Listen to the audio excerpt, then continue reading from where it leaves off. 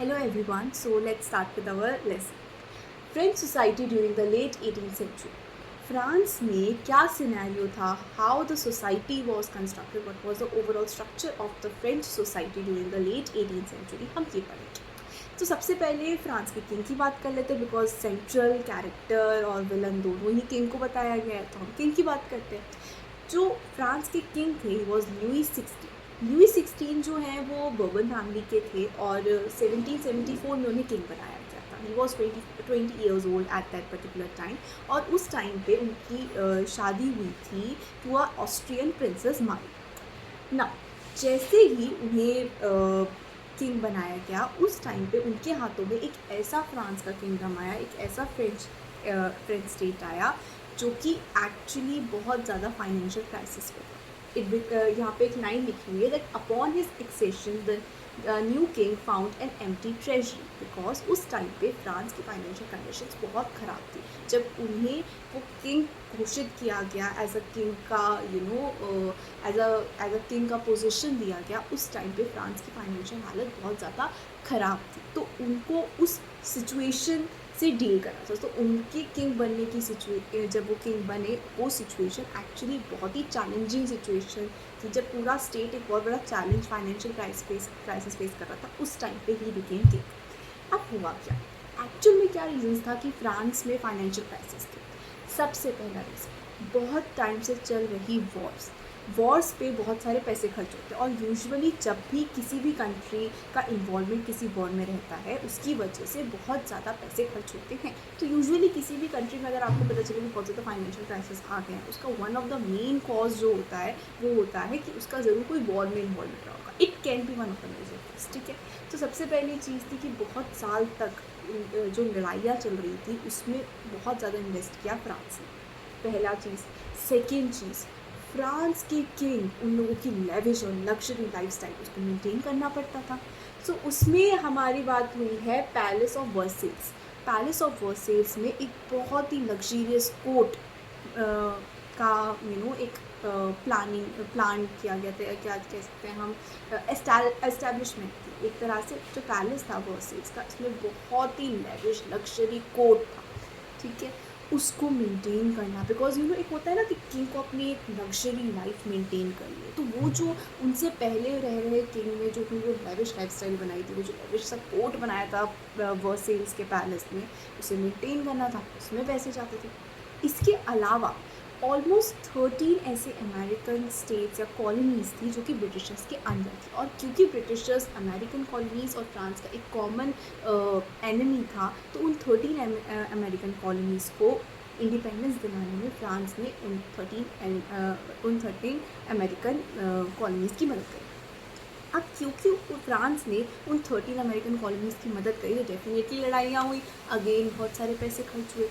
इसमें हमें एक चीज़ ये भी बताई गई है कि ये इस लड़ाई में ऑलमोस्ट 1 बिलियन लिवर्स उस टाइम पे करेंसी थी फ्रांस की, तो ऑलमोस्ट 1 बिलियन लिवर्स का कर्जा हो गया फ्रांस में. और already more than 2 billion levers का कर्जा ऑलरेडी फ्रांस में था. और इस जो 13 अमेरिकन कॉलोनीज़ को छुड़ाना था, उसके लिए उस चीज़ में, उस वॉर में और जो है 1 बिलियन लिवर्स ऐड हो गए. ऑब्वियसली जिन्होंने पैसे दिए उन्होंने इंटरेस्ट चार्ज करना शुरू कर दिया. ऑलमोस्ट 10% इंटरेस्ट उन्होंने अपने लोन्स पे लगा दिया. क्योंकि स्टेट पे 10% इंटरेस्ट पे लोन 10% इंटरेस्ट चढ़ गया, तो इसीलिए स्टेट ने अपने ज़्यादातर बैलेंसेस को जो है, ज़्यादातर अमाउंट ऑफ मनी को अपना रीपेमेंट करने में, इंटरेस्ट चुकाने में ही लगा दिया. इस चीज़ को कंपनसेट करने के लिए, बिकॉज सारे पैसे तो लोन चुकाने में चले गए, इतना इंटरेस्ट हाई हो गया था तो लोन चुकाने में सारे पैसे चले गए. तो अब जो है अपनी डे टू डे नीड, क्योंकि ऑब्वियसली आप एक स्टेट चला रहे हो, फ्रांस में स्टेट पर रोज़ की डे टू डे 100 चीज़ें होती हैं. आपको उन्हें मैनेज करना होता है, कोर्ट मैनेज करना होता है, गवर्नमेंट की चीज़ें होती हैं, आपको वो मैनेज करनी होती है, यूनिवर्सिटीज़ हो गई, बहुत सारी चीज़ें होती हैं. स्टेट को चलाने के लिए यू नीड फाइनेंसेस. तो अपना डेली एक्सपेंसेस कैसे पूरा करते, सारे तो लोन वापस करने में लग गए, इंटरेस्ट में चले गए. तो अब अपनी डेली एक्सपेंसेस को पूरा करने के लिए स्टेट ने टैक्स जो है वो बढ़ा दिया. लेकिन स्टेट का टैक्स बढ़ाना भी किसी काम नहीं आया. और क्यों टैक्स का बढ़ाना किसी काम नहीं आया? टैक्स बढ़ाना इसलिए किसी काम नहीं आया क्योंकि जो फ्रेंच सोसाइटी थी उस टाइम पे 3 स्टेट्स में बटी हुई थी. First was the clergy. Clergy वो लोग थे जो चर्च से एसोसिएटेड थे, चर्च में बहुत मेजर कॉन्ट्रीब्यूशन देते थे. Second was nobility. और थर्ड थे बाकी बचे हुए सारे लोग, चाहे बिजनेस मैन हो, पीजेंट्स हो, सब लोग, वो सब आते थे थर्ड स्टेट में. नोबैलिटी वॉज द एरिस्टोक्रेट्स, जो रिच क्लास होती है वो. अब हुआ क्या था कि क्लर्जी और नोबैलिटी को ना हमेशा से बहुत सारे एडवांटेजेस दिए गए थे और उन लोगों को टैक्स भी पे नहीं करना पड़ता था. टैक्स पे करना पड़ता था थर्ड स्टेट्स वालों को.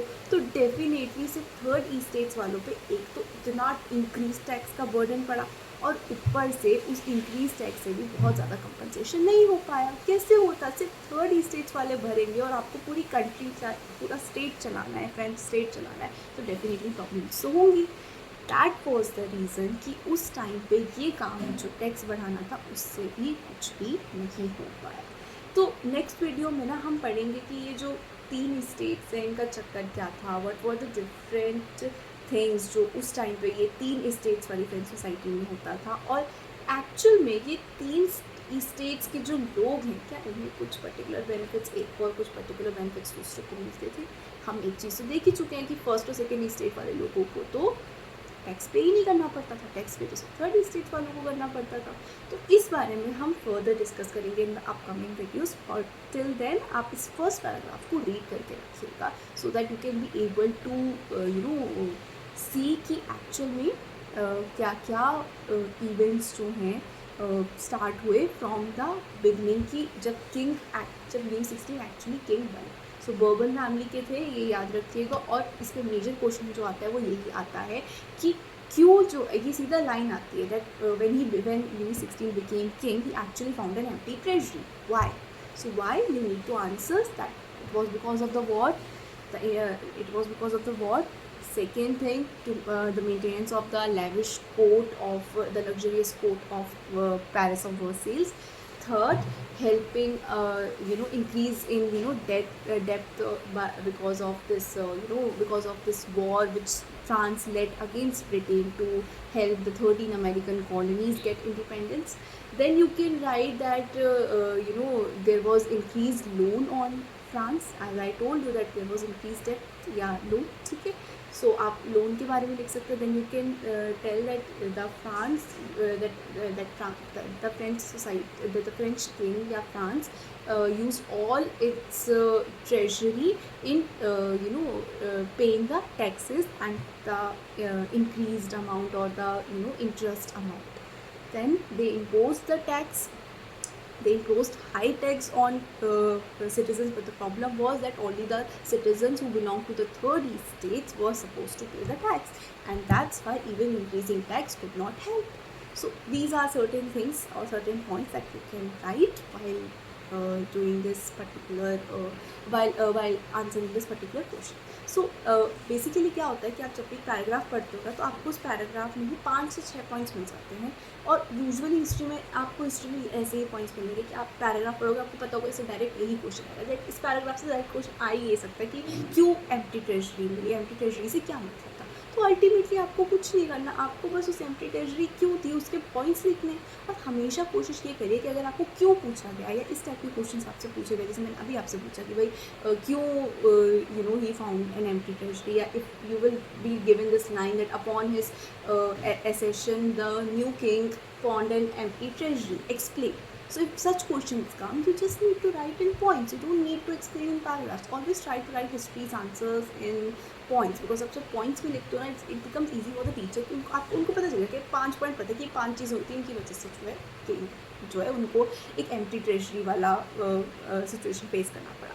तो अपने 5 पॉइंट्स लिखिए, they are more than enough. You don't need to hurry up और बहुत ज़्यादा. अब हर आंसर ऐसे ही हर पैराग्राफ का क्वेश्चन अपने मन में सोचिए और उसके लिए 5 पॉइंट्स अपने मन में फ्रेम कर लीजिए, because that is a very good way of doing things, to read or to study history. That's a very good thing.